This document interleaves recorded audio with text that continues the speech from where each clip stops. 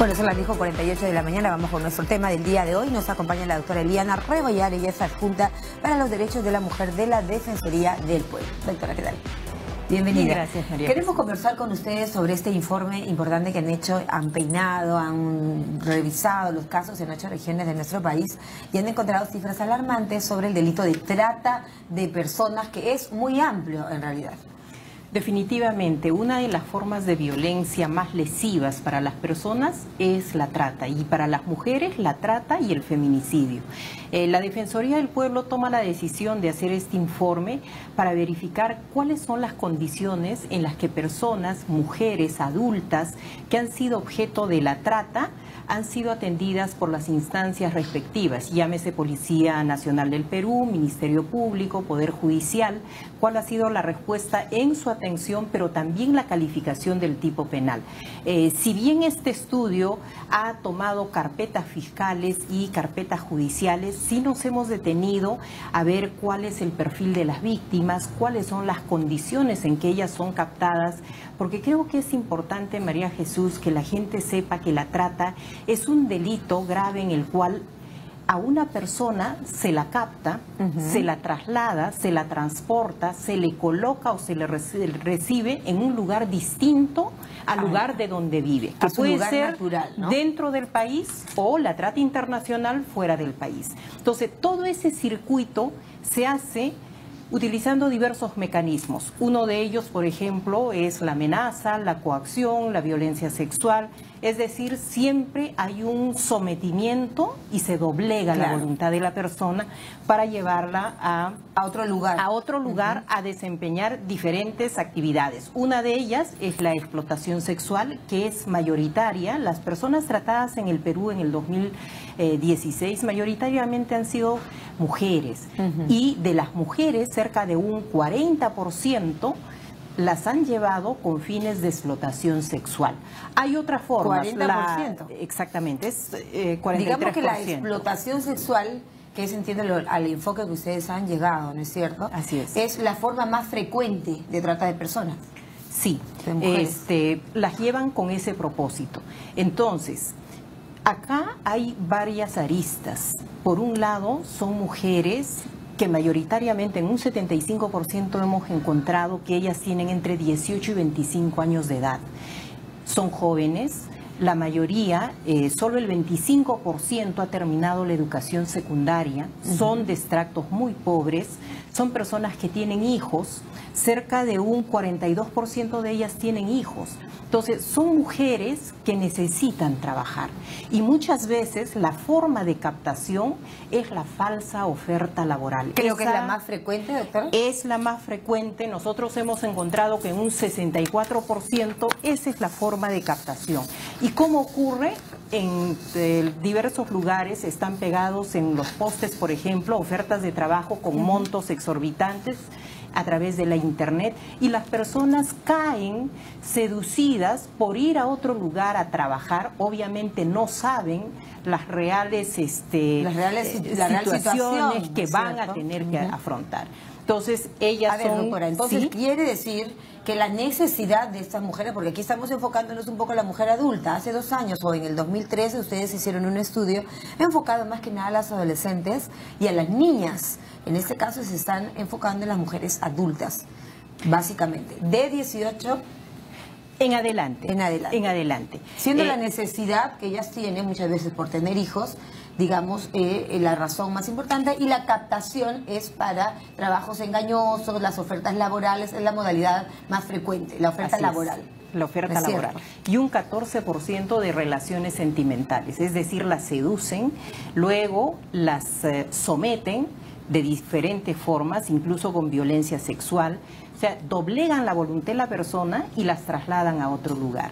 Entonces, sí hay que tener mucho cuidado, y creo que es bueno hacer pedagogía con las personas para que no hagan caso a las falsas ofertas de trabajo que te ofrecen un alto costo y te hacen todo, porque las víctimas que hemos encontrado nos dicen, y esa es una práctica común en la trata, les quitan el documento. Entonces ellas no tienen cómo defenderse.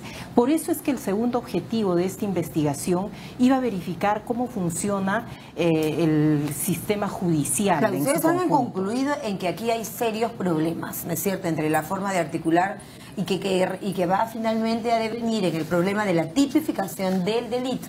Así Entre es. quienes tiene que haber esta situación de mayor relación, mejor trabajo.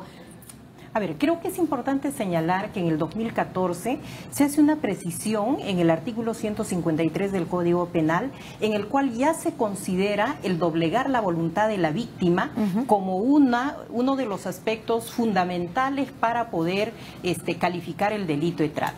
Y en este año, a través del decreto 1323 de enero del 2017, se abre el tipo penal específico de explotación sexual. Entonces, la trata es todo el circuito hasta que lleves a la persona a un lugar, y si es explotada sexualmente, existe otro tipo penal. Perfecto. Entonces, ¿qué cosa nosotros descubrimos? Que ahí no va a haber uniformidad de criterios, porque muchas veces la trata se ha confundido con otros delitos conexos, entre ellos el rufianismo, el proxenetismo, la esclavitud. Básicamente el favorecimiento a la prostitución, algunas formas de esclavitud. Entonces, si no tenemos claridad en los tipos penales, corresponde a la Corte Suprema de la Justicia, a través de un acuerdo plenario, establecer cuáles son las pautas que deben seguir los magistrados para poder tipificar el Claro delito. que con esta nueva figura, ¿no es cierto?, aprobada recientemente en el 2016, ¿es verdad? 17. 2017, ¿cuál sería la pena para esas personas A ver, responsables? la pena sería de 10 a 15 años en el tipo penal de explotación sexual, y esto podría ser de 15 a 20 cuando hay alguna situación agravante, como por ejemplo que sean menores de edad, o que haya un traslado masivo de personas, ¿no? Que se da constantemente, ¿no? Se da Definitivamente, frecuentemente. porque las ofertas de trabajo no la hacen individualmente.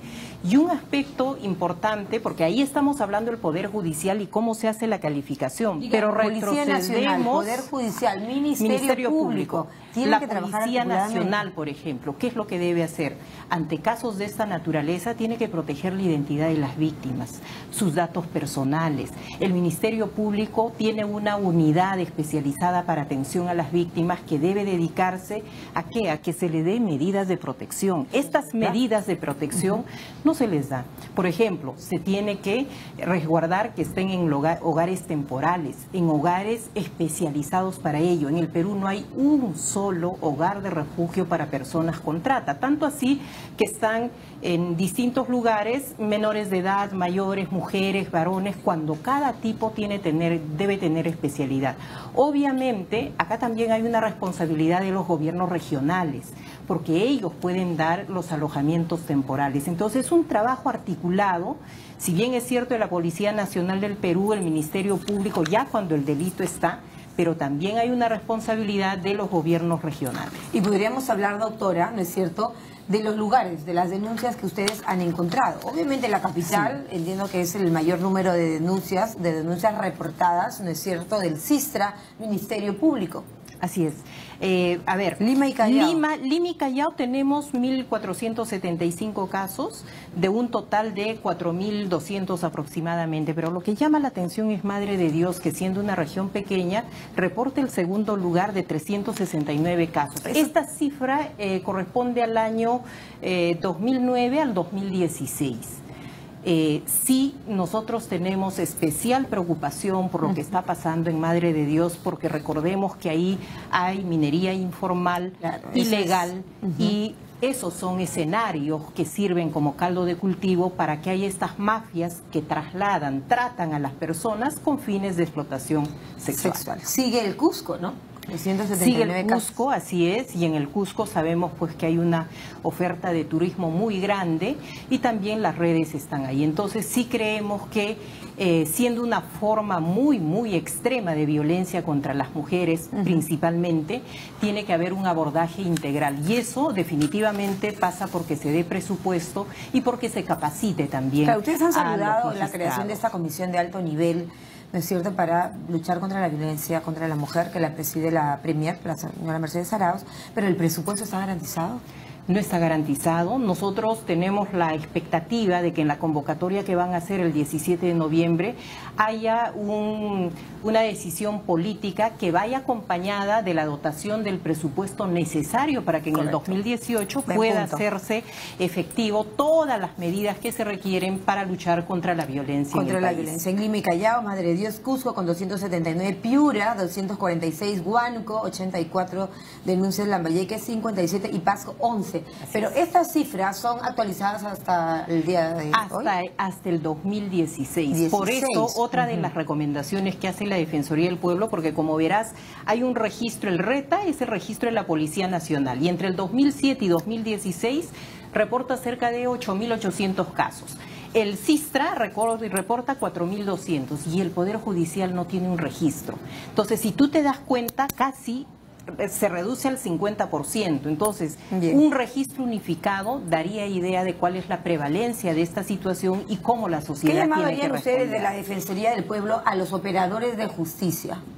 Bueno, en realidad hacemos un llamado al Poder Judicial, a las cabezas de las instituciones, para que tomen como una prioridad el dotarse de presupuesto y también de medidas que sean como un acuerdo plenario. No tiene costo, pero sí va a tener un resultado efectivo, la capacitación, el entrenamiento de su personal para que haya justicia efectiva a favor de las víctimas. Justicia lenta no es justicia, ¿no? Porque ustedes han señalado que es muy lenta la aplicación de las sentencias, de las penas, y organizarse mejor en la tipificación del delito de trata de personas con fines de violación sexual. De explotación sexual. De explotación sexual.